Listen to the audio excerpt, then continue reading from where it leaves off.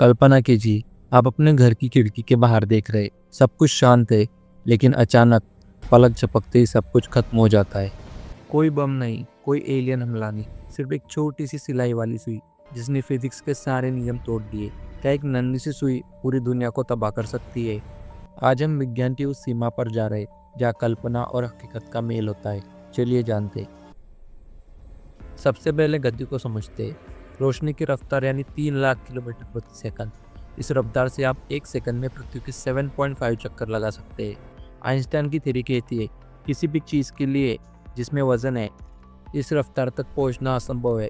जैसे जैसे सुई की रफ्तार बढ़ेगी, उसका वजन यानी रिलेटिव मास बढ़ता जाएगा।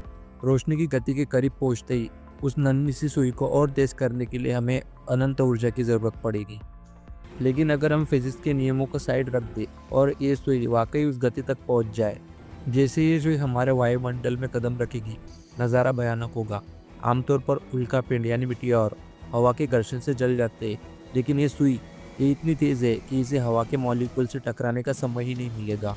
हवा के परमाणु इस सुई के सामने न्यूक्लियर फ्यूजन करने लगेंगे। सुई के चारों ओर प्लाज्मा का ऐसा गुब्बारा बनेगा जो सूरज की सतह से भी करोड़ों गुना ज़्यादा गर्म होगा। अब बात करते हैं इम्पैक्ट की।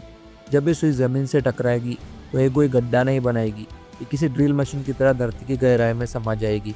लेकिन इसकी काइनेटिक एनर्जी का क्या होगा? एक सुई जिसका वजन करीब 1 ग्राम है, उसकी ऊर्जा दुनिया के सबसे बड़े परमाणु बम से भी कई गुना ज़्यादा होगी। धमाका इतना बड़ा होगा कि टकराने वाली जगह पर एक प्लाज्मा वैक्यूम बन जाएगा। क्या इंसान बच पाएंगे? इस टक्कर से पैदा हुई शॉकवेव पूरी पृथ्वी पर कई बार घूमेगी। समुद्र में ऐसी सुनामी आएगी जिसकी लहरें बादलों को छुएगी।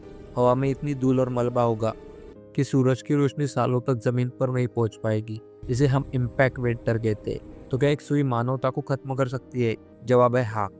अगर ये सीधे किसी महासागर या बड़े शहर से टकराती है तो तबाही का मंजर शब्दों से परे होगा। शुक्र है कि फिजिक्स के नियम हमें इस तबाही से बचाते हैं। किसी भी द्रव्यमान वाली वस्तु का प्रकाश की गति पकड़ना असंभव है, लेकिन एक काल्पनिक प्रयोग हमें बताता है कि ब्रह्मांड में ऊर्जा और गति कितने शक्तिशाली हो सकते हैं।